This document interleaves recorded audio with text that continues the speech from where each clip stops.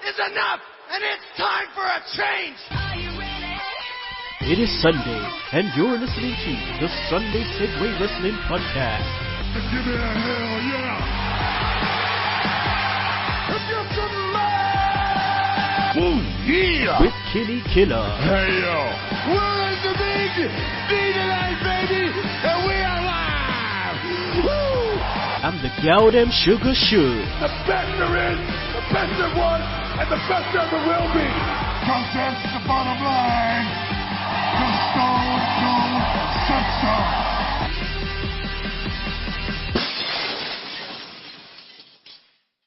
Oh, son of a bitch, if you just heard the glass shatter, that's right, it's the Sunday Segue Wrestling Podcast. It is Sunday, it's episode 106.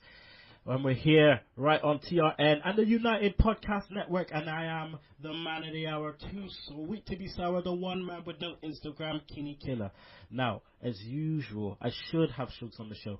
Like last week, this guy, I don't know where he is, he's gone AWOL, so I don't know, we're just going to have to wait and see whether he turns up or not, but the goddamn Sugar Shugs isn't here. But it doesn't mean that I don't have no one on the show, people. This is our Wrestlemania review show. It's also our, Raw After Mania review show, so I have to look to the clique. I have to look to the segheads. I have to look to my friends. And obviously, I have to look no further than Emrod Mike Rodrigues. Bada boom, smartest dude in the room. How you doing, Kenny? I'm doing great, mate. Also, I have to look to my Cockney geezer, my brother from my brother from London town. That's right, it's none other than Billy the Mark Johnson. Hey yo. Hey yo, Bill. How you been, man? Yeah, I'm doing good. I'm looking forward to going to Shakira Live tomorrow afternoon. Oh, Up shit. in London. It should be a really good show. Shakira Live. Yeah, man, I'm really looking forward to it. Those hits don't lie. Those hits don't lie, man. No, not that Shakira, as in Shakira Pro Wrestling. Oh, you're scaring me now. Now I think we're talking about Thank God. I'm definitely not going to go and watch Shakira Live. Because I call it Shakara. Yes, some people call it Shakira. It's my call it dyslexia. Don't confuse me, man, because the hips definitely don't lie. Come on, man. She's married to Sean. She's married and got a kid with Jean PK. Like, yeah. Hey, come on, man. Only I could botch it. Botchamania episode 2000. Oh man. Oh, but no, I'm glad you're gonna go see Chikara later. That's great, man. I would love to see one of them shows. I'm thinking of going up to see Progress at some time, so I think that might be a Seghead meetup at some point. But I'll fill you in. But yeah. Mike, how are you been? Oh man, I've been good. It's been a world of everlasting changes. Now I'm in offshoot radio with Mr. Belmont and Roxy. I mean, it's been fun. I mean, we were supposed to record an episode yesterday, but we just decided to talk for like 3 hours. So that you gotta love podcasting, man, at its best when you're trying to do it live. So I've been good doing that offshoot stuff, and then I did Max Wrestling Podcast, their second episode last week, and then Wrestling Matters as well. So I've been on a tour of sorts, #Professor Tour 2015. Nice, man. It's always good to have you about, mate. Definitely within the Segheads. That's what it's all about. We try and work together as much as possible. So, if any of you want to work with us, just let us know. You can email us, you can tweet us, and I will give you the details in a minute. But I just want to find out a bit more about what Mike's been up to this weekend. Are you up to anything much today? Right now I'm shaking off that sleepy feeling, still a little bit, but right now I'm just watching that sun come up, which is always nice. Mm-hmm. It's Easter Sunday here in England. That's right. Happy Easter. Thank you. And I think the sun's coming out as well, Bill. What's it like down at your ends? Blue skies, lovely day today. Nice. We're looking at 14, 15 degrees. I don't know what that is in Fahrenheit, Mike, but man, I don't think doing math. Yeah. But let's just say it's kind of warm for England for right now because it's been cold as hell. But yeah, I'm not a weatherman, so let's just get into the wrestling. So our website. Thank you, Dazzy Lee, for helping us get back online with our website. New website. It is SundaySegwayPodcast.wix.com. youtube.com/Sunday Segue. Make sure you check that ish out. Also, you can follow us on Twitter. That's at Sunday Segue. Segue spelled SEGUE. Also, like us on Facebook. Please like us on Facebook. We've been trying to do as much as we can on our Facebook and try to be a bit more modern. So we've got like 100+ likes at the moment. So I know you Segheads are out there. We've got over 1,000 followers. So just tap on the like button on Facebook, please. Email us SundaySegue@gmail.com. Also, subscribe to our YouTube channel, iTunes, or on Podomatic, Stitcher, and don't forget to download that Double Twist player. Right, shout outs. I think I'm going to give some shout outs right now. Again, if I can't fit you in, sorry about your damn luck, but I will fit you in next week. So, shout out to Wrestlemaniacs. That's at Mecha Maniacs. Don't worry, I will try and holler at you boys because I want you guys on the show. Also, want to give a shout out to Ashley Massaro. That is, yes, former WWE diva Ashley Massaro. She has followed us on Twitter without me initiating it, which is a surprise. So we had to, holler at her. So I want to give you a shout out, Ashley. Also, Kira McKay Briggs, Pro Wrestling Links, Dark Star, Isaac Rojas, Jambro Smith, that's at Whack Coffee, Hill Roman, that's at SR_Hill Roman, Personal Sports, and yeah, I think that's it. Wrestle Texas. There you go. Mike, any shout outs? Simply for Offshoot Radio with at JX2001, Mr. Belmont, and at that Roxy Girl for Roxy, and as well as my coworkers over at Quinn Media and Quinn Wrestles, which I periodically use for wrestling and tweets and whatnot. Okay, Bill, any shout outs? I forget Twitter handles, so I'm just going to say to David Majors.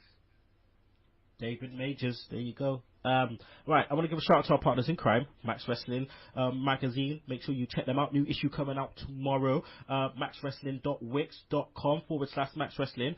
The issue tomorrow is headlined by none other than professional poker player Johnny Ferrari, who we interviewed a couple of weeks ago. So make sure you check that ish out. As well as all the other issues, make sure you check out their website. Want to give a shout out also to our other partners in crime, Wrestling Video News, where you can find all your DVD releases for all wrestling promotions, and Open Turnbuckle and Open Turnbuckle Exposed. Chad and Courtney Broughton, TRN natives, there you go. And let's just kick straight into WrestleMania review, people. WrestleMania was a week ago. People may be saying, why are you so late with that? What's up with that? Well, we show our shows every Sunday, so you just got to bear with us. And our Segheads, you cannot wait to hear this ish. So, Mania. Let's go through the card. We'll barely step on the preview show matches. What the hell, Mike, was going on with the 4-way tag match? It went a little bit all over the place. Yeah, to say the least, it went all over the place. But that's been the formula for WWE Creative as of late, hasn't it? Being all over the place. Bill, it seemed like they were trying to do a bloody Young Bucks Time Splitters, fucking, New Japan fast-paced shit, but just did not work. It seemed like someone in WWE happened to watch Wrestle Kingdom that week and just thought, okay, that's a great idea. Let's throw that match on first.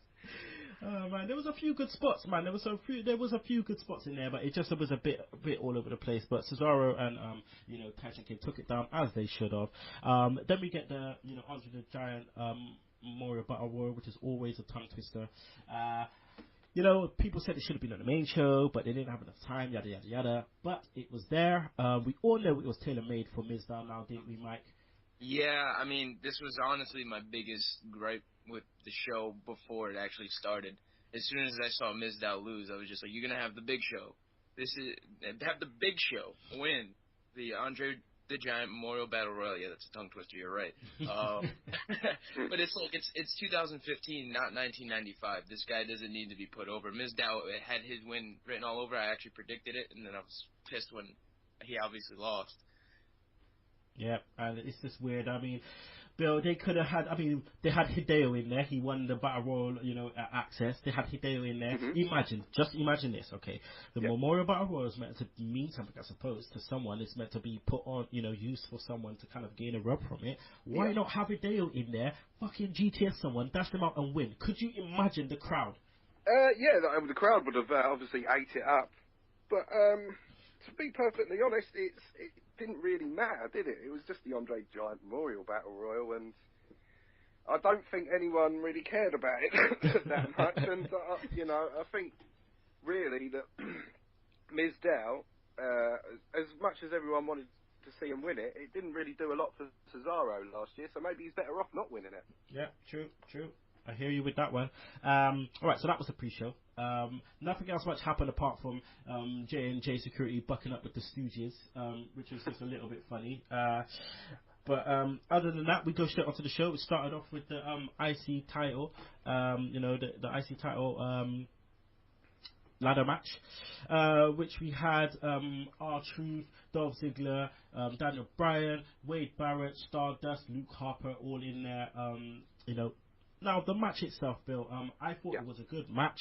Obviously, it felt like it was tailor-made for Daniel Bryan. But yeah, I mean, Dean Ambrose, man, he got killed. I thought he was dead. He took a big old bump on that ladder, and it was a really fun match. I really enjoyed it. Everyone seemed to bust their asses and do as many stunts as possible to get themselves over. And I don't know if I would have given the title to Daniel Bryan, but I think they did a good job. Everyone worked hard for their WrestleMania payday. Yeah, indeed. I mean, there was a lot of, back and forth, a lot of, some things didn't make sense, like when they brought out the Stardust ladder, Mike, I didn't get that. There was the nice back and forth between Ziggler and, Bryan, which is obviously more to come with the headbutts and stuff. It's nice to see something different like that they bring to the table during WrestleMania. Yeah, definitely. I would have liked to have seen Daniel Bryan and Dolph Ziggler in a singles match, but obviously we got that in the next night on Raw. I just think if that match would have been booked, that would have been something really special at WrestleMania. Mm-hmm. We move on to... sorry, Mike, did you want to say something? Oh, man, honestly, just a perfect ladder match. It was a great show opener. I mean, I would have liked to have seen Dean Ambrose win just because of the shit he's been through this year and last year. So it's like he should have gotten the Intercontinental title. But I'm okay with Daniel Bryan doing it. I understand why they did it. They want to get the mid-card titles on somebody who has that crowd reaction, and they want to get some prestige back into that title. You know what I mean? Because it's been pissed on, as we all well know. It's been pissed on pretty much for the entire year. So I'm cool with him having it. Next, Mike, was Randy Orton versus Seth Rollins. J&J Security was out there. The match, we knew it was going to be a good match. Bill was a bit suspect, but Mike, we knew it was going to be a good match. I like the way they kind of, they used J&J Security, but not overuse them to the point where it would be too much of a clusterfuck. But it worked out well. Randy Orton seemed very different in the ring. I suppose it's because he's trying to up his levels with Rollins. Would you agree? Yeah, there was definitely something, sparking Orton's performance at Mania. I mean, again, I think, like you said, it had something to do with Seth Rollins because he's just fucking insane when it comes to in-ring ability. I mean, you can say what you want about him as a talker, but him as an in-ring is just phenomenal. So, I think he definitely stepped up his game for that match. I mean, it was pretty good. I mean, it was slow in the beginning, and then it started to pick up. And J&J Security, like you said, they didn't get involved as much, which I like, because sometimes I feel like they get too involved and make Rollins look a little weak. It seems like he's relying on them. But they didn't get involved too much, which was good. And that RKO, though, that really was out of nowhere. I mean, right, ability alone. Who do you think was the agent on that match to come up with that finish? Because that finish right there, only a couple people could do that ish, and for a fact Rollins is one of them to get that much height and take an RKO like that so flush, because Randy Orton's just gonna execute that to a T. So oh man, I was marking out. I mean, I didn't watch Mania live, but I did watch it at work. No, don't worry, no one's listening. I did watch it at work, and I was in my office just marking out like a little bitch, man. Oh man, but that finish was nice. Then Bill, we go on to we had Triple H versus Sting. Now again, everyone was talking about this match, thinking obviously Triple H is kind of the best person for Sting to work with as his first match in winner, because we know that Triple H can adapt to anyone.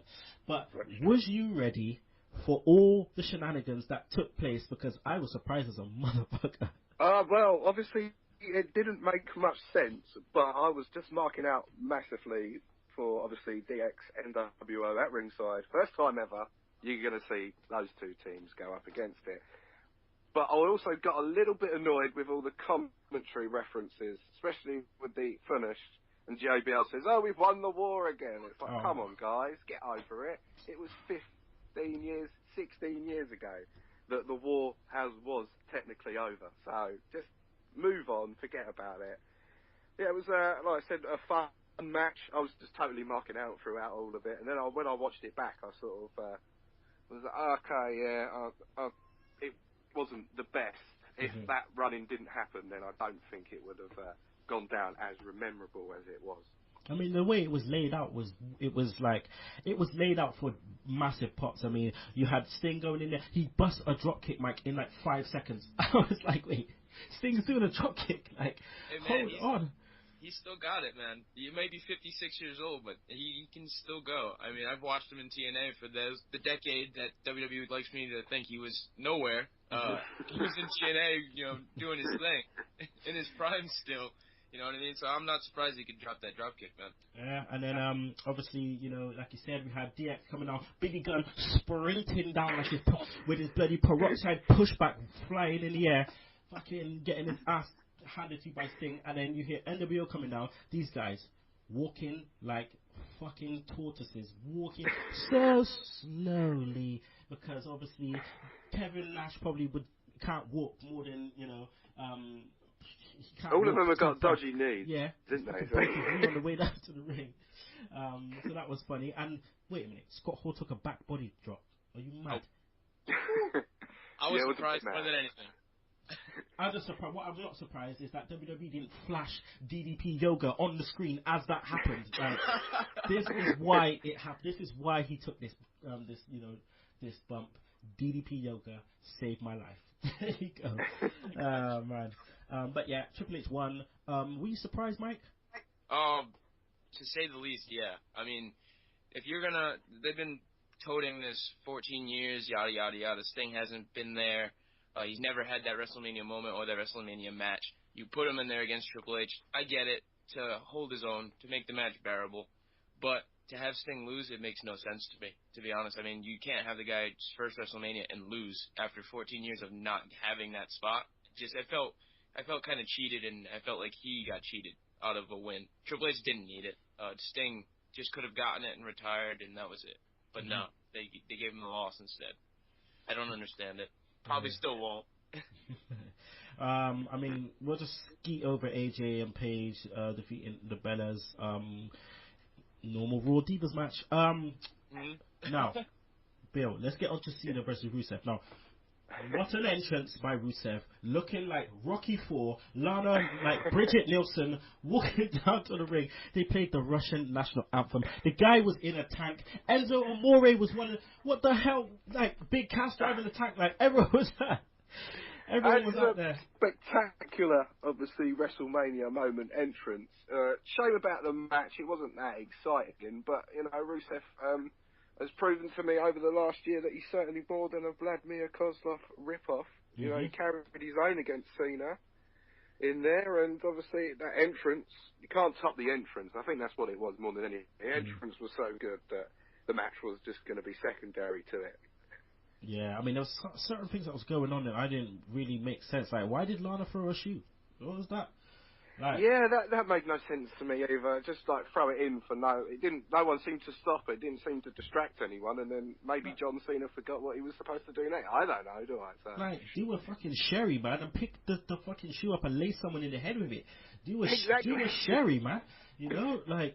But it is what it is. I mean, the match was what it was, but again, I'm impressed with Rusev also. I am also impressed, can I say this, with the way John Cena did a springboard stunner. What the fuck? Oh, I didn't expect that. That came out of nowhere.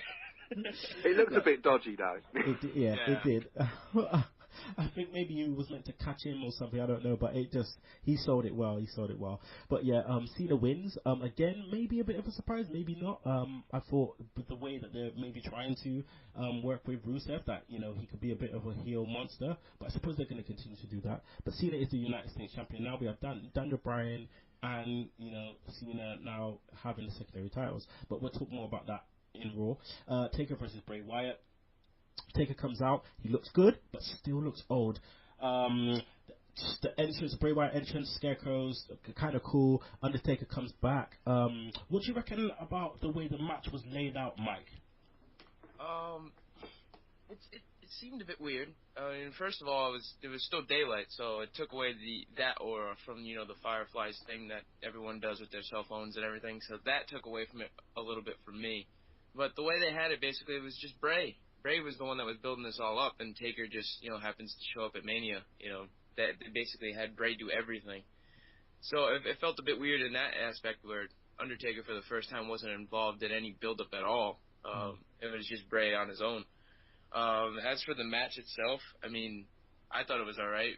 They had that surreal moment where he's doing that spider walk or crab walk or whatever you want to call it, and then Undertaker sits up. That was probably the only thing that was noteworthy out of it.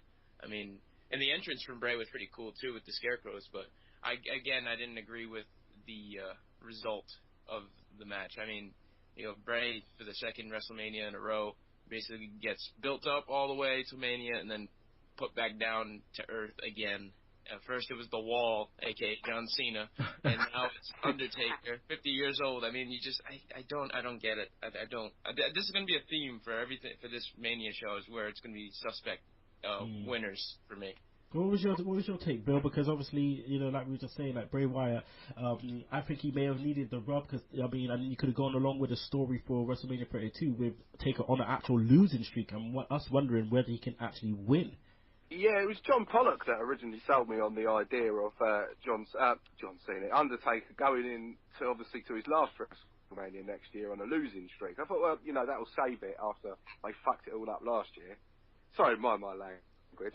But yeah, it was a good match, and it just had the wrong finish in my opinion. I don't think Taker needed the win. No. All right, so let's talk about the impromptu appearance of The Rock coming down and Ronda Rousey, because I knew she was there, but I didn't think that anything was going to happen, but yeah, Steph giving it Johnny Big Bollocks and giving it the big head, slapping The Rock in his chops. Rock took it nicely, stepped out the ring, saying, I know someone that can kick your ass. Ronda comes in, bish bash bosh, this is my shit, any ring I step into I will fuck you up, basically. And Triple H took a hip toss, nice.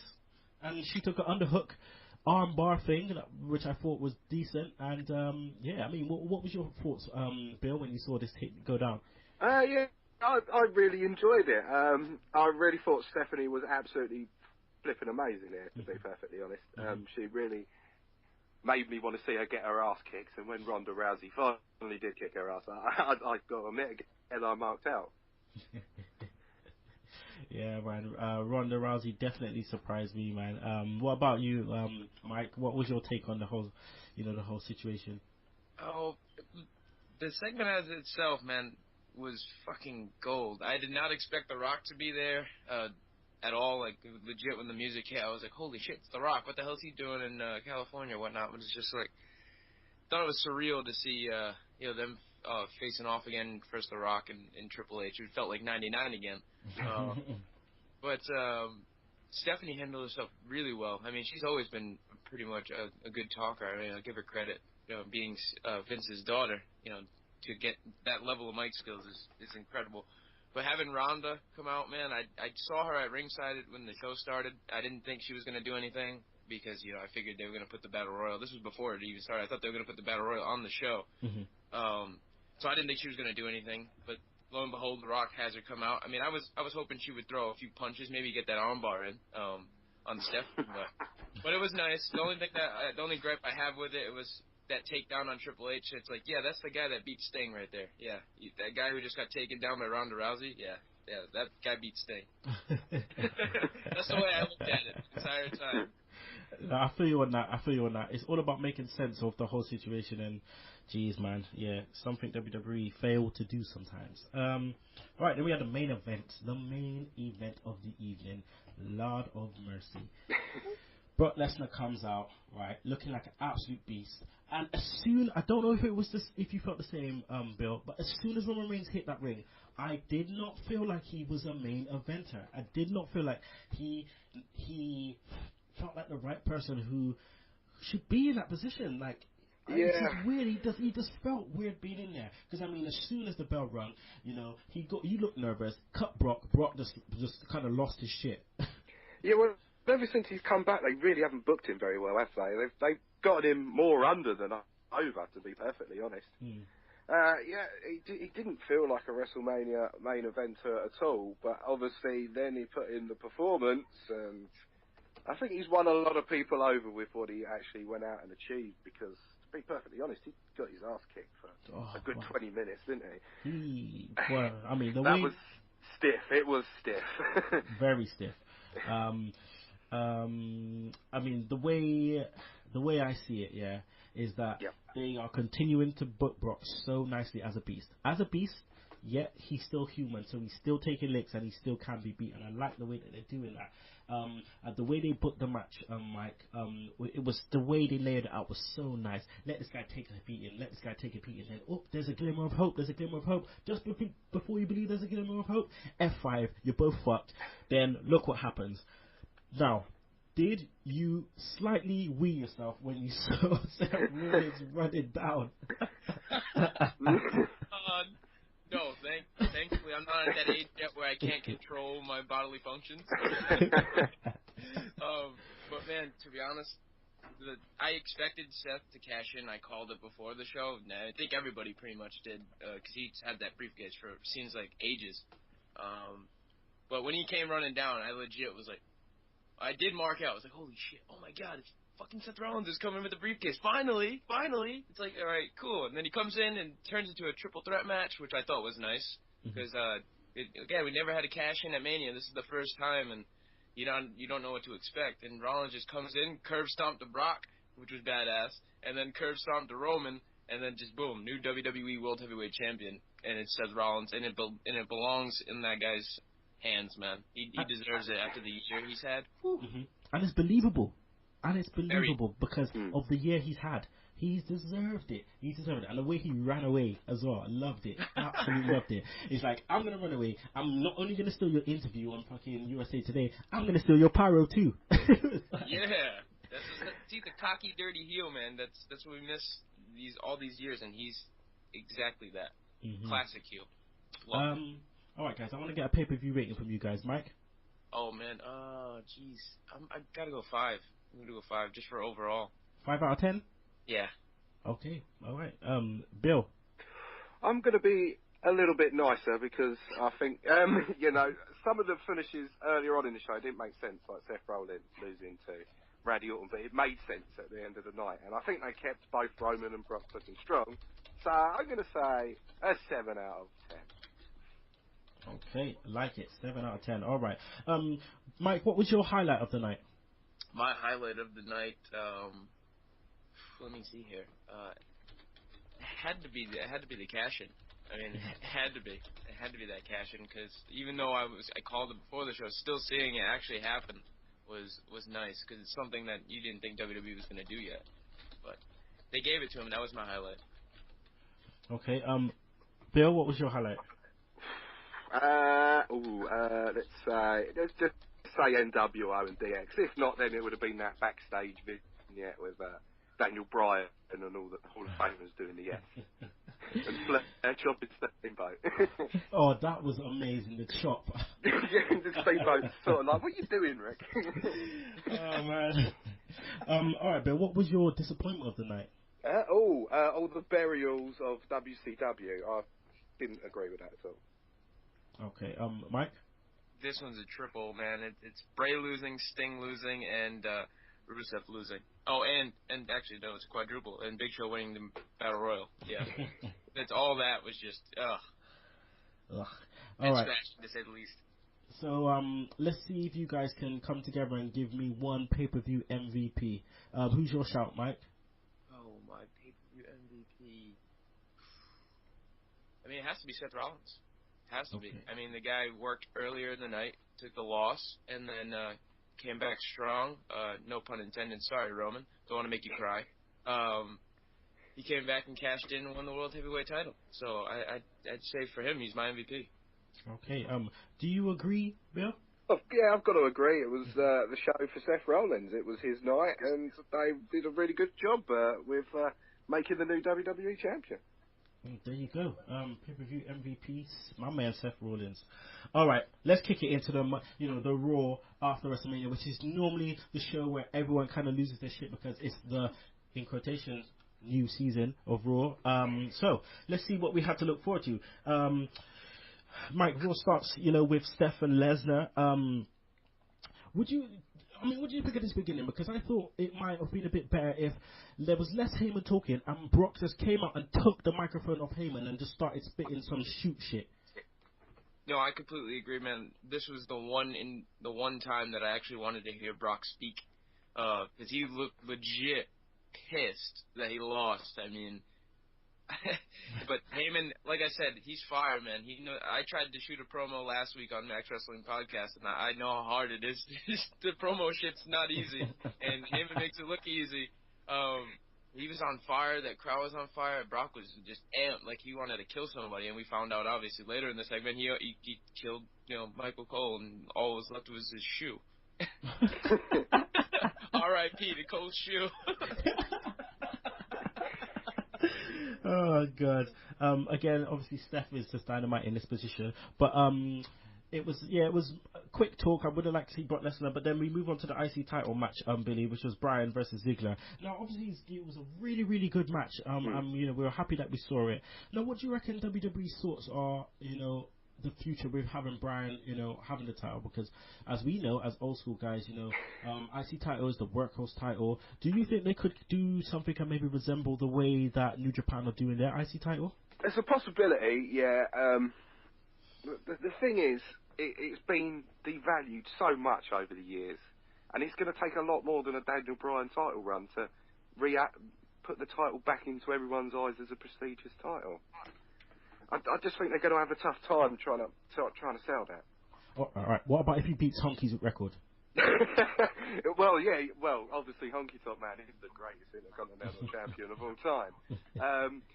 I don't know. It's going to take a lot. It's going to take a lot. But if he was to beat Honky's record, then obviously he's going to have a lot of great matches in between that time. So yeah, possibility. We don't know yet, do we? It's a long way to go. It needs a rivalry. And it needs a big rivalry. And they need to be talking about the belt. They need to be talking about what it means to them, what it's meant to them, and everything. Yeah. Well, they did a great job at WrestleMania with the video package, obviously. Yes. Describing all of that. Mm-hmm. But I do worry that in a few weeks' time, Vince is going to go, no, let's change direction. Let's just put the title on someone else and then have the champion lose every week on TV. Yeah. I just worry about that. So then we go into the headbutt spot, Mike, which was, a la the, New Japan kind of stuff, we're just going to take as much headbutts as possible, but they were kind of kayfabing it, which is okay. And then, they finish the match. Daniel Bryan wins with a running knee, celebrating. Wade Barrett comes in, gives him the bull hammer, he fucks him up, tries to give him the bull hammer, then all of a sudden, all you hear, it's a shame that they have lost their ass. Sheamus, but he comes out with fucking mohawk, which is okay, but this guy has some dangly shit on his beard. What the hell was that? Who decided for him to do that wardrobe change? No, basically his song should be changed. It's a shame that I just lost my hair. But I mean, I saw him and I was like, legit, like the crowd, you look stupid. I was like, what the hell are you doing, guy? You're coming out like a barbarian warrior, and what the hell is this bedazzling your beard hair? What the hell are you doing? I was like, you look ridiculous. And my friend's like, that's the gimmick. I was like, I know it's the gimmick, but he looks ridiculous. He looks so stupid. Like, it would have been okay with just the mohawk, because he looks like a heel with the mohawk. And then, I tweeted out a video of the Techno Viking. He looks so much like the Techno Viking. Oh man, but it was Bill's nice for him to actually turn heel now. Like the Sheamus of old, just kicking ass, and I hope he doesn't revert to the Nexus runaway Sheamus. Yeah, no, it's about time, really. He's needed a new direction for a very long time.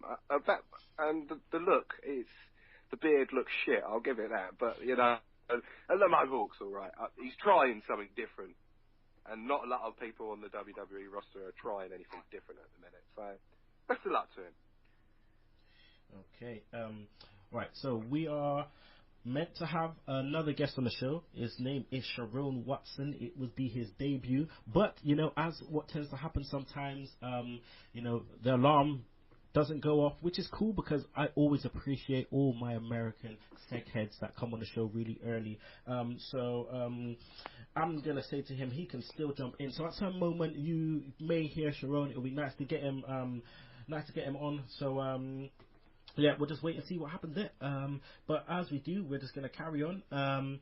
So let's talk about the tag match: Ascension, Cesaro and Kid versus New Day, and then it was the debut of the Lucha Dragons. Now, when they said that, I was waiting to see what the crowd was going to say, Bill, right? I was waiting to see whether they were going to pop or whether they were going to be like, let's just shout for Kalisto or whatever. But the Lucha Dragons got a massive pop. The crowd went nuts with the Lucha chants. We got all the hardcores, obviously, in attendance for this show, because most of them that do attend WrestleMania, obviously, just attend Raw the following night. So it's not like they wouldn't have known who they were. And, best of luck to Kalisto. He certainly deserves it. I think he's primed to take Ray's spot. Yeah. Kalisto. Oh, man. Kalisto. I tell you what, right? This guy, when I first saw this guy come into NXT, there was all this stuff, going about him on, Dragon Gate USA and how amazing this guy was, and and then they said he was smaller than Ray, and I was like, fuck, he's smaller than Ray. I wonder if he's gonna, he's gonna make it. Okay, comes into NXT, massive raving reports, about this guy, and then then he's just like, fuck, I just love this guy. I love this guy, and he can be a direct replacement for Ray. He did all of his spots. The crowd lost their shit every time he did anything. They were nice to Cesaro, they were nice to Sin Cara as well, Mike. Yeah, I mean, honestly, I've seen a little bit of them in NXT as a tag team. I love them as a tag team. I've been waiting in the wings for them to come up finally, and they finally did. And I was surprised as you that they got the pop, but I shouldn't have been. It's all hardcore fans, coming over from WrestleMania and whatnot. That's usually what the Raw after WrestleMania is. Mm-hmm. But I mean, if you talk about stealing the show, man, they came in there like guns a-blazing, just on fire. Springboard moves, everything, and Kalisto was just amazing. I was just super happy that they put him over good. The crowd reacted well. I mean, they deserve it, to be honest. And Sin Cara, this is Hunico we're talking about, getting a second chance coming back on the roster. I think he found new life with Kalisto. And honestly, they should be, contenders for those tag titles pretty soon. Yeah, the chat should get over. They should sell tons of merch with the with the kids. They'll be all right, man. I think they'll be all right. All right, so we had that. I thought the match was really good. I felt it was tailor-made for the Lucha Dragons. Well, I thought it was tailor-made for Kalisto alone. But we get the New Day. Oh my God! You know what? They are brave to still go along with that once that will happen at Mania, and they still did it. Obviously, it's their gimmick, so they're gonna do it, Bill. But man, it just reminded me of Kurt Angle so much. I feel kind of sorry for the New Day. I know they suck, and the gimmick is absolutely pants. But they're working with this wrestle crappy gimmick, and they're just trying to make it stick. And it's a shame because they're not ever going to get over with this gimmick. Yeah, I know. It's just basically them, with a different name, doing the same old shit. Exactly, and doing a couple of clap and dance, and just it's not getting over. Not in today's day and age. It might have in the 90s, but not today. Yeah, not at all. All right, I'm going to call it audible now, guys, and we're going to go on a bit of a break. But we will be back. Talking more about Raw. We'll be back with Raw feedback. Sugs Stunners, RIP Smackdown in 60 seconds, talking about AJ's retirement and bye bye CJ Parker, and also track of the week. So don't you miss it. So you want to do a podcast? Yeah, that's fun. What do you want it to be about? Okay. Flowers? Bumblebees? A wrestling podcast. Right here, baby, on the mothership Saturday night. America Dream just the rules. Where's Tommy? Tommy, baby. Tommy. Tommy who, man? Tommy Rich Wi-Fi, baby. No, not that one. this thing on? You're a millennial. You don't know what you're talking about. I didn't know Vince was here. Oh, man. Oh, man, this thing has gone off the rails. It was gone off the rails big time. This isn't the podcast, man. This is just a meeting about having a podcast. The Dark Match Wrestling Podcast is available on StuffDudesLike.com, iTunes, Stitcher, and anywhere you can download your podcast.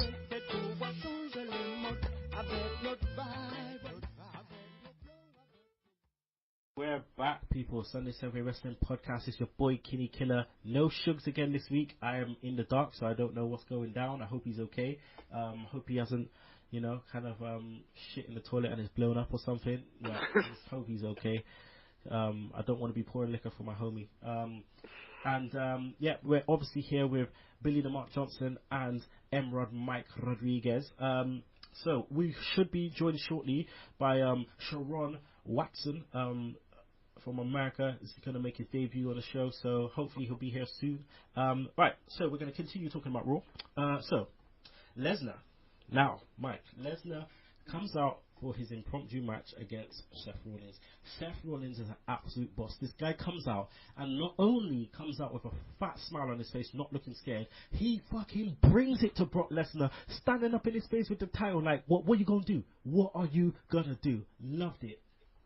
I mean, the cocky heel, man. This is heel 101, and this is what I like. I hate how WWE used to book heels, well, at least the last 3 years, where they'd be, scared shitless of everything. If a leaf fell, they would run away. You know what I mean? Like you talked about Sheamus earlier with Nexus, just running away from Nexus. Heels aren't supposed to do that, and I like my heels, to be strong and stand up for themselves. And Rollins does that. I mean, I thought it was pretty badass that he just stuck the title right in his face, basically. Saying, "Your move, bro. Come on, bro. Come at me, bro." Basically, all that kind of stuff. So I thought it was really, really good. Yeah, oh man, I'll tell you what, I was marking out. Yeah. Absolutely marking out. Absolutely marking out. Lesnar, I mean, what can you say, man? This guy, Bill, he is an absolute beast. He wasn't having any of it. What heel moves by Lesnar, saying, sorry, by Rollins saying, Yep. You know what? Just not today. Not today. It's not going to happen today. That's what he's saying. And then what? The moment he turns around, Lesnar's there. I was like, yo, get the guy, the side camera, just like switch quick. I was like, fuck, he's there already. Like, he's trying to get away, pulls him. All right, let's just talk about the way J&J Security got frigged up. Like, Jamie Noble, the guy took one hella.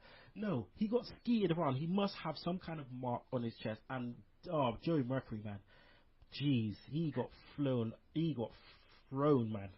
Well, J&J Security were there to do their job, and that's just take a couple of bumps and make it look really impressive. It doesn't really surprise me because both were really good workers back in the day, so they know how to bump, and obviously it was a really good angle what they've done, and again they kept Brock strong, and like I said, they were able to do that with Roman at WrestleMania and Brock, and they've continued to do that on the Raw, so no, well done to them.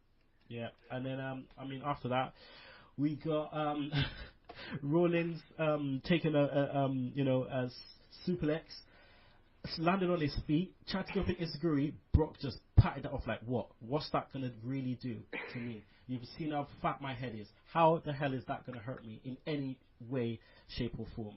Just brushed it off. Seth runs away, gets away, and then this guy took it to another level. He picked up the announce table for no apparent reason. Just picked it up. As Booker, Booker is screaming like, my leg, sucker, my leg. The thing is, right, JBL took it as well, but it was the way the camera zoomed in on Booker and he looked dead. Dude, your leg was taken. No way was your body taken. Like, your leg was fucked. Like, that was it. The guy looked like he was unconscious for the spinning just landed on his leg. And then he took Michael Cole, right? He proceeded to take Michael Cole by the scruff of his neck, throw him into the ring, picked him up, getting ready for the biggest F5. I felt sad for this guy. He took this so hard, his shoe fell off. His shoe fell off, Bill. Poor old Michael Cole. I just hope they don't have him back on television then. All right, wait there. Sorry, Wait there. Shugs? Yo. Hey! We found him. Oh my God, Shugs! Tell the people where the fuck you been, homie. I've been having one of those. I think you call them domestics. Oh shit! You know what? Say no more. Yeah. Say no more. We know what that means. Say no more. Fucking the bro kick alarm's been pressed. Exactly. We don't need to say anything else. We'll just continue on with the show. Shugs, Brock Lesnar has just picked up. He's just picked up Michael Cole, right, and decided to put him on his shoulders and give him the best F5 I've ever seen, to the point where his shoe fell off, bruv. You must have been marking out so much. The first thing I thought was like Michael Cole's lost weight. Because I think we were saying this the other week, because when he fought WrestleMania against JR, he'd like put on a few pounds, but it made it easier for Brock to get him up on his shoulders, and then it made it easier for him to throw him about fucking 10 foot up in the air. And that loafer had no chance, just bust off his foot. Hashtag save the loafer. Oh my God. That was bad, man. And then obviously, he decided to pick up a cameraman. Now this guy, obviously, indie guy, 1,510, just a random dude, San Jose native, just picked him up, gave him an F5. Steph comes out. Again, berating Brock, saying whatever shit he's going to say, and he continues to F5 again. End of story. Now, Shugs, this is obviously to kind of give him a break. When do you think he's going to come back? Probably like in the build for SummerSlam, I guess. Depends on how many dates he worked last year. He normally does 10 to 12 days a year or something like that. So, but normally he works Extreme Rules. He hasn't done the last few years, and that's the next pay-per-view. So, it's strange that he's not working that, but maybe, I suppose, in the build to SummerSlam. I'm not sure what pay-per-views before that, but just to get a few Raws out of him before that, I guess. Okay. All right. So, after that, we got the Mizdow versus Stardust Bill. Mizdow. What's next for Miz and Mizdow? What can we see happening next for them now? Obviously the feud and the potential match, and then Mizdow buried back down into the undercard. Yeah, because that's what we see is going to happen. There's no way or shape or form that we see anything around that, because ultimately his gimmick is he's copying the Miz. Yeah, he's got to stop copying the Miz, and he's got to find his own gimmick really at the end of the day. But I think if he was to impersonate other wrestlers, then maybe he could be the wrestler that impersonates everyone. But then I'm one of these people that think comedy will only get you so far. Mhm. Oh man. All right. Well, Mike. At this moment, they had a little bit of promos about WrestleMania and so on and so on and so on, and then we had the debut of one Adrian Neville. Curtis Axel comes out, starts talking about Axel. What he's talking about? Extreme rules. He talk about extreme rules, and he could obviously do this because Bill, I know you heard it on I can't remember which one it was, but they were saying Pollock and Way were saying fucking payback. So. You gotta love payback, so.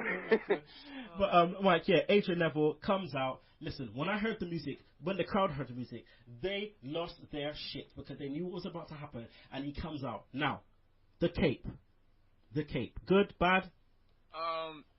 You know what, man? I just thank the grace of God that he's not Mighty Mouse right now. Okay? That's the only thing that I was just like, alright, you took his first name away, you kept Neville, and you gave him a cape. Okay, that's the worst that you're gonna do? Fine. Just as long as he didn't come out as Mighty Mouse, as they've been talking they wanted him to.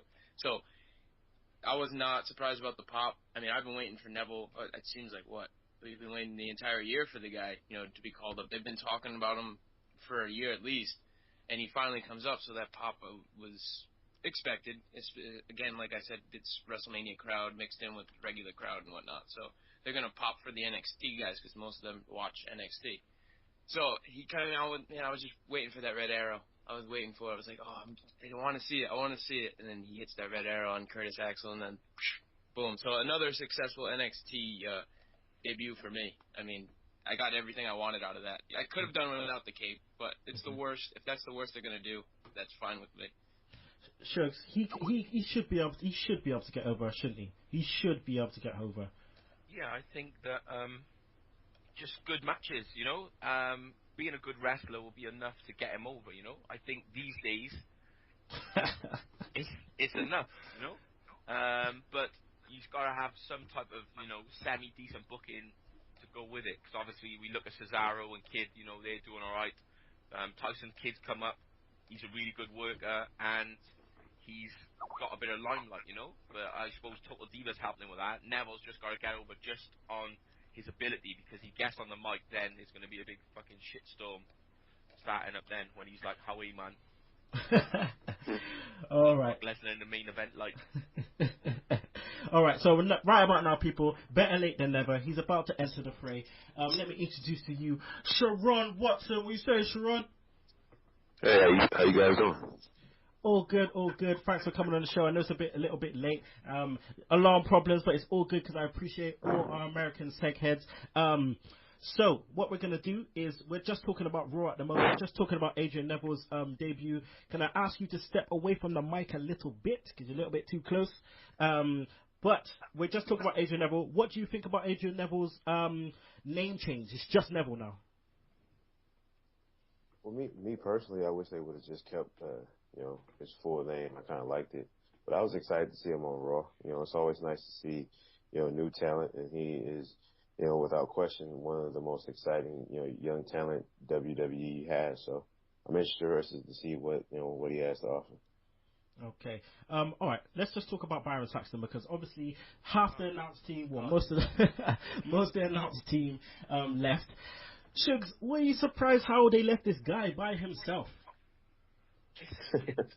It's one of those things. It's like we never know how late in the day he knew he was just going to get put on national TV, live TV. You know, you might get his like run sheet, and he knows he's doing a few interviews, or he knows he's doing this, but the man's just dropped. It looked like they just said, "You're on Raw now. You're the announcer. You got to go out there on your own and do everything." Because he looked like he was so scared. He just looked shook, so shook. He didn't know what the fuck was going on. He's like deer in the headlights looked like. Yeah, he looked like that guy, the Wrestlemania guy with the Undertaker. He was talking quiet as well, man. It was like... serious. It was like fucking somebody had just died, like, you know. I know he had to sell the fucking beatdown and all, but it was just too much. There was nothing in there. There was nothing in his voice, anything. It was just like he was just dead. Sherron, they should have sent out Renee out there, shouldn't they? Yeah, I think she probably would have did a lot better. I mean, just like you said, he seemed a little nervous, or he didn't know what was going on. But I was kind of wondering why he was the only guy out there. But I guess it was a good thing that they brought King out there, because obviously he has more experience. Was it though? Was it? Was it though? Backstage watching Brothers. They're just like, yeah, up. Yeah. That's probably why they had to wait so long. King had to finish off. Yeah, Bukaki all over the screen, and then that was it. But let's go on to Cena Ambrose, Bill. Again, now Cena's the United States champion. I thought the match was really, really good for a first match or first title defense. The open challenge. Did you think that they were going to choose Ambrose though? Well, he seems to be the guy that they decide is going to lose all the time. So, no, I suppose so. Yeah, no. It's a bit of a tough one. Like I said, he loses all the time, so might as well have him put someone over. Well, what do you reckon about Cena's title reign now? Because obviously they're talking about getting a new belt designed and so on, which is not really a bad thing, because I'm not really sure I like the belt as it is anyway. But do you think he's going to, if they have this redesign, it must imply that he's going to have the belt for a long time? And what does that mean for Cena now being at that level and maybe trying to bring it up? As long as it's not a spinny title, then I don't have a problem with it. And I hope he does well with the title. It's the same again with Bryan's situation. Vince could get, bored of it in a couple of weeks and just decide to go in a different direction. So only time will tell with that one again. Yeah, I think we should get Medusa out here, get that old spinning US fucking title and dash that shit in the trash, man. Nah, they should have never did that. They should have never did that. How dare you? Alright, so what's next for Ambrose, Sherron? What's next for Ambrose? Hopefully a push, I mean, me being an Ambrose fan, it's kind of hard to watch at times. I mean, I can't even think of the last time he actually won a pay-per-view match. The guy is so over with the fans, and, a lot of us as wrestling fans love his character. It's kind of like weird why they haven't given him a push yet. Okay. Alright, let's move on. Rusev, Goldust, Shugs. Obviously, Rusev continues to crush. What's happening with Lana? What's happening with Lana? Well, she's still shooting this movie or doing whatever, and that is the priority over television. You could see because they took her out of the WrestleMania build 2 weeks before the biggest show of the year. So this crusty ass movie they're making that no one's gonna watch is obviously takes priority over TV, which is bullshit. Because they're obviously, I'm hearing on the dirt sheets that they're taking her, they may be taking her away from Rusev, which I think would be a hindrance, because what's she gonna do? Yeah, I see a position for her in the company. She can't suddenly start fucking wrestling. She's a manager, she's a valet. And she's really good at it. So unless they put her with somebody else, unless we have some type of switcheroo and then she's with somebody else and drops the Russian accent, then I don't know what the fuck they're gonna do. That's what's gonna happen. She's gonna be off TV for like 2 months, and she's gonna come back talking English, and then all of a sudden, like, they'll do a copy and be like, "Yo, what's happened to your accent?" Like, what's happened? Fuck cool. Yeah, we passed that bit. I was waiting for you to come on so you can start fucking ripping on New Day Sucks, man. Oh, shit. Oh no, that primetime players, that primetime. That primetime players promo. Why is Kofi's chest like caved in? That's fucked. Alright, let's move on. Main event. Rollins, Big Show, Kane versus Ryback, Orton, Reigns. What do you think of the match, Emerald? Oh man, I thought it was just pretty much standard 6-man tag that they always do. I mean, to me, and for me, it kind of killed the mood a little bit. I mean, the show was riding that high, and then all of a sudden they bring in the same old tag team main event, which I'm so used to and tired of seeing. Not taking anything away from the guys that actually were doing their thing in the ring, like Rollins and Reigns and all that, but it just, for me, I wasn't too amped for it. I felt like it dragged it down a little bit. It was like it was on a high, and then just right when that 6-man tag came, I was just like, oh, here comes the same old shit again. Sherron, what should have been the ending, do you reckon, in your eyes? Maybe Brock come back and just obliterate everyone in sight. Yeah, see, that's actually what I was hoping for. I mean, after, Stephanie suspended him, I was hoping that he just continued destroying whoever came out to the ring, kind of like the way, Stone Cold would do. Yeah, he would have got mega pops for that shit. He would have been super babyface even more than he already is. But I mean, coming out of that, we're going to get Rollins versus Orton at Extreme Rules for the WWE World Heavyweight title. So, with that being said, what next for Reigns, Bill? It's a tough one, isn't it? It is a tough one. Where would you go with him? I would possibly do the Rusev feud, but then Rusev just lost at Mania. It's too much of a tough one. I don't know where they're going with him, but hopefully they'll continue to keep him strong after that performance at WrestleMania. Yeah, it's a weird one. It is a weird one. They put it in I heard that fucking Alpha and Seeker and all of them were going ape shit backstage, because that's why there was such a heavy contingent at the Hall of Fame, because they were there for Rikishi and for the fact that Roman Reigns was going to get his shot. Apparently, Rollins did not know until that after, I think the afternoon before, that he was going to win the title. Yeah, they said they changed the finish during the Rock segment. Yeah. Yep. Right, it's crazy. It's crazy that it's that soon. So obviously everyone's just like all the fucking Anoa'i family just lost their shit, looking like fucking 50 guys trying to jump the creative team. Like, fucking look. Oh man, it's crazy. Could you imagine? All right, guys. Let's get your Raw rating out of 10. Billy. 5. 5. Emrod. Oh man, we're flipping this time, Billy. I'm 7. Oh shit. Shugs. I'd say 7, just because the crowd, the crowd makes last show, and the crowd are more entertaining than most of the things in the ring, but that's fine. Sherron. I would say a 7 as well. I mean, but outside of the main event segment, I enjoyed everything else that was on Raw. Okay, all right. Let's quickly go to the Raw feedback. Kean Mills Bishop, we saying, dog, never was my favorite part. Also, I think I'm the only person that thinks Sheamus' new look is actually pretty cool. Yeah, I think so, mate. I think so. Dazza, Darren Dyer, if we only had the first 2 hours, Raw would have been better than it was. The beatdown of the announcers and the cameraman by Brock was amazing and something we've not really seen since the Nexus. Shit, the Nexus. Rollins' pussy and out of the title match was great heel work and just shows how far that he has come. Anthony Walker says, well, you get your wish, Kinny. Sheamus as a heel, what the fuck is up with that hair? Brock Lesnar, MVP, destroying everything in sight, including Cole, JBL, and Booker T, F5 to Cole. Also, he's done for a while. Brock Lesnar is God.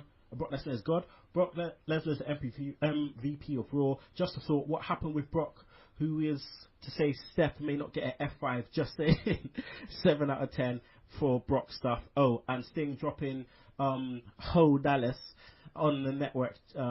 Thank you, Sting. Belmont with his Belmont banner. If that damn third hour wasn't there, then this would have turned out to be much better. Brock taking out the commentary team and F5 and Michael Cole was gold. The rebuild of the IC and US titles is off to a good start, but no Sting. The crowd started to get on my nerves as well. I give it a 6 out of 10. Alright, so I've done a break already. We did a break after talking about the tag team match and Kalisto and the Lucha Dragons debut. So what about now? We're going to go to Sugs Stunners. Okay, so Jobber. So is this the whole thing? Wrestlemania, Amro? Yep, whole thing. Alright. I'm going to give it to Rusev then. Okay. Rusev. Because, he had to lay down for Cena. Many have had to do it in the past. And I still don't think it was the best way to go. But, Rusev. Move of the week. It's got to be the RKO. The reversal of the curb stomp into the RKO. That shit was off the hook.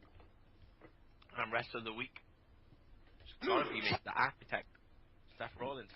Got to be Seth Rollins. My man Seth Rollins takes that shit down. Alright.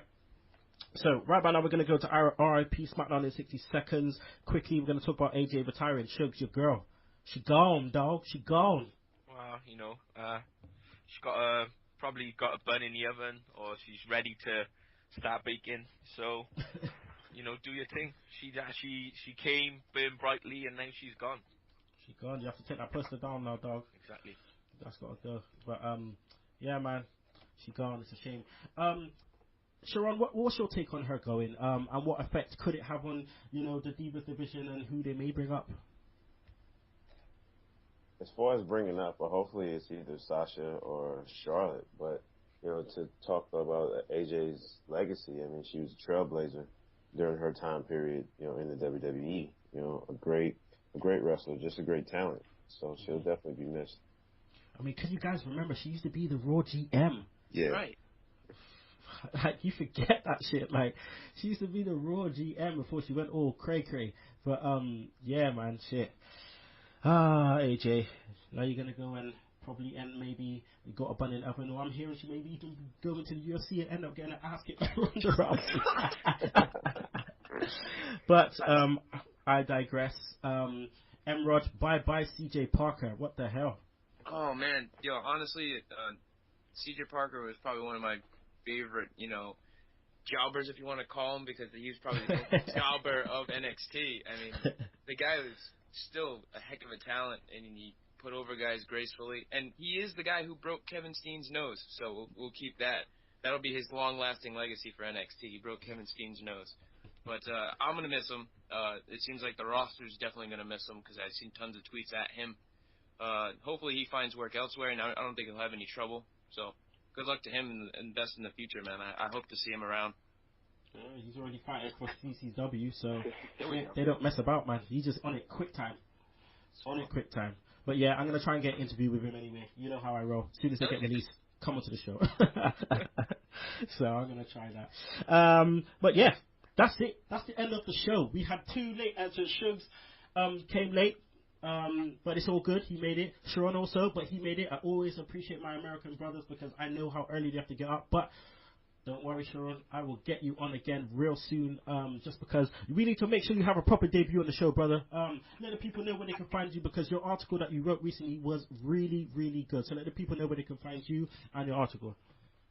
Okay, you can find my article at Sherron Watson Wrestling Report blog.worldpress.com or on WWE RumblingRumors.com. I also write articles for Fanside DDT, Pro Wrestling Informant, and Steel Chair Magazine. Okay, and where can they find you on the Twitter? You can find me on Twitter at S_WATSON1982. Okay, I'm gonna holler at you in the week, my friend. Don't worry about that. Bill, my man, Bill. Spurs. Yeah, Spurs. I think are playing today, aren't they? I haven't checked. Breaking news: Harry Kane is captain. Shut up! Are you serious? Wallahi, bro, I would not lie. Oh shit! Go on, Harry Kane. Bang a hat trick for me, bro. I got him in my fantasy team as my captain. Billy, yeah, I just want to say, thanks always for coming on. Can you let the people know where they can find you on the Twitter? Yeah, you can find me on the Twitter at Billy222me or at Rance Wrestle. I keep forgetting you're a Chelsea man, aren't you? I'm a Chelsea man, yes. Yeah, Blues man, not a Spurs man. That's fucking John Cooper, that's why. You two sound the fucking same. The thing is, I was actually planning for both of you to come on the show today, but John had to kind of do something, so he'll probably be on next week. But yeah, it is what it is. I will get you on the same show to have the same voices, buddy, talking exactly the same, goddammit. Emrod, always have to thank you coming on super early, man. Let the people know where they can find you on the Twitter, offshoot and all that. Hey, man, it's always a pleasure. But you can find me at Mr. President 92, at times at Quinn Wrestles, and obviously at Offshoot Radio with my pals at JX2001 and at That Roxy Girl. All right. And obviously, I cannot do this without the Garden Sugar Shugs. We missed you. Glad that you're back. Glad that you're okay. No bruises or nothing, so it's all good. I came in better than Daniel Bryan, I think. Oh shit! There you go. All right. So, Billy's got some information for you about a certain favorite wrestler of yours coming to London. Bill? Yes, Shinsuke Nakamura and Tamara Ishii will be wrestling for Rev Pro and Bethnal Hall Green on June the 16th. Oh shit, man! Tickets are going very fast, Shugs. They only got the £15 ones left, and I got that 2 weeks ago. So I would check out the Rev Pro website as quickly as possible if you want to get in there for that show. Yeah, man, I know it's going to be a good one. Listen, seeing that entrance live, don't even get me started. Oh man, but all right. So track of the week is Lucha Dragons. Has to be debut Kalisto and them, man. So I'm gonna have to do Lucha Dragons as the track of the week. Next week, me and Shugs were off to Raw live show in Cardiff. We don't know who's gonna be on the show. Let's just hope it's not the John Cena headline show because I don't really want to see Big Show. But it is what it is. It's gonna be a wavy sesh. Don't worry, you will see some video footage of me and Shugs getting wavy. Maybe him making me tap out to the FTF. You never know. You might even see me curb stomp Shugs on top of a. On top of a table, you never know. But we will be there next week. Also, next Saturday, return of the Retro Roundtable, episode 9, I believe. Survivor Series 1992, Shawn Michaels versus Bret Hart title against title. And if you don't like that, you can choke on that slap nuts. Woo! Lucha, lucha, lucha, lucha, lucha, lucha.